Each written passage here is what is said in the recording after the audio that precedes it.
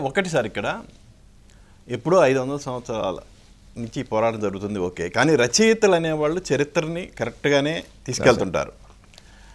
So యాక్చువల్గా బాబర్ అనుమాయుడు మీర్ ఈ అప్పట్లో ఉన్న రామ దేవాలయాన్ని పడగొట్టి మసీదు కట్టారు.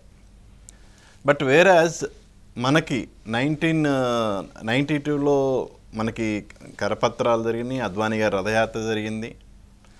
రథయాత్ర తర్వాత మనకి అనేకమైన సంఘటనలు చోటు చేసుకున్నాయి, బాంబే పేలుళ్ళు జరిగినాయి. కానీ ఇవన్నీ కూడా మన భారతదేశ ఆర్థిక ప్రగతికి కొంచెం బ్రేక్ వేసాయనే చాలామంది అంటుంటారు. అది ఎంతవరకు నిజం? పెద్ద బ్రేక్ పడింది అనుకోనండి. ఇంకో విషయం చెప్తాను నేను. దొంగలు తిరుగుతున్నారు మన ఇంట్లో, ఊళ్ళో దొంగలు బాగా తిరుగుతూ ఉన్నారు. ఇంట్లో పెడితే ఆస్తి నష్టం జరగవచ్చు, ప్రాణ నష్టం జరగవచ్చు, ఆడవాళ్ళు ఉంటే తాలూకు శీలాన్ని భంగం కలగవచ్చు. యజమాని ఇంట్లో కాపలా ఉండాలి. దాని గురించి కొన్ని రోజుల పాటు ఇంట్లో ఉండిపోవాల్సి వస్తుంది. కానీ బయటకు వెళ్ళి ఆదాయం పోగొట్టుకున్నాడు. ఏం చేయాలి యజమాని?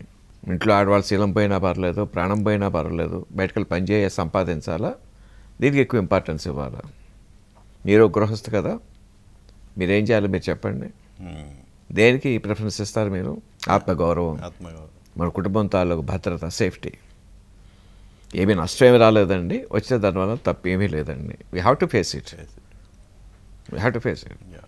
అంటే ఇప్పుడు ఎలా ఉంటుందంటే సార్, ఇప్పుడు అప్పట్లో బాబర్ అనుమాయుడు చేసిన పనికి మాట్లాడని వాళ్ళు ఇప్పుడు ఆ మసీదుని కూలగొట్టి ఇప్పుడు ఒక గుడి రామ మందిరాన్ని కట్టడం మీద ఎందుకు మేధావులు కానీ వీళ్ళందరూ ఎందుకు విమర్శలు ఎక్కువ పెడుతున్నారంటారు? ఇందాక మీరు చెప్పాను కదా జోక్ అండి, విమర్శించడానికి ఏదో ఒక అస్త్రం కావాలండి, విమర్శిస్తూ ఉంటారు. ఎవరండి విమర్శించేవాళ్ళు? పేర్లు చెప్పండి నాకు. కొన్ని పేర్లు చెప్పండి, ఎవరు విమర్శించేవాళ్ళు?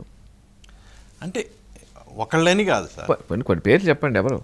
ఇప్పుడు చెప్పండి. కమ్యూనిస్ట్ భావజాలం ఉన్న వాళ్ళు కానీ అలా కదండి, పెద్ద పేర్లు చెప్పండి ఎవరు అనండి.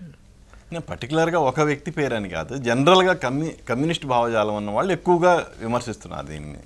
ఇంకా కమ్యూనిజం ఎక్కడ మిగిలిందండి? కమ్యూనిజం ప్రపంచంలో ఎక్కడ మిగిలిందా?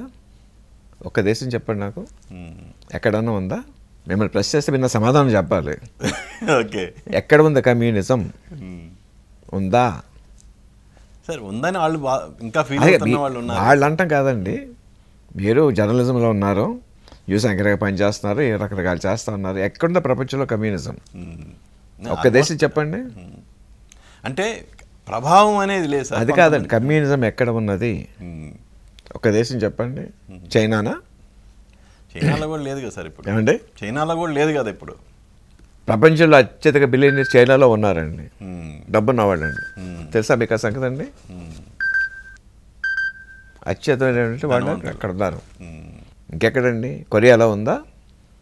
ఎలా ఉంది చూసారు కదా పరిపాలన అక్కడ. సో వాళ్ళు చెప్పే మాటలకి ఎందుకు అసలు విలువ ఇవ్వాలి? సార్ మీరు ఎప్పుడన్నా ఈ వాదనలు ఎవరితోనైనా ఇలాంటి వాదనలు ఎప్పుడన్నా చేశారా? అంటే ఎందుకు ఇలా మాట్లాడే వాళ్ళ గురించి? సాధారణంగా అవాయిడ్ చేస్తారండి అలాంటి వాళ్ళతో వాదన పెట్టుకోవటం. పడుకుంటే మనిషిని లేపొచ్చండి, నిద్ర నటించే వాళ్ళని లేపలేమండి. విషయం తెలుసుకోవడానికి పరిజ్ఞానం ఉంటే వాళ్ళకి చెప్పొచ్చండి. తెలిసి కూడా మేము ఇదే సిద్ధాంతం పట్టు వేలాడుతున్న వాళ్ళతో వాదన చేయటం అనవసరం అండి.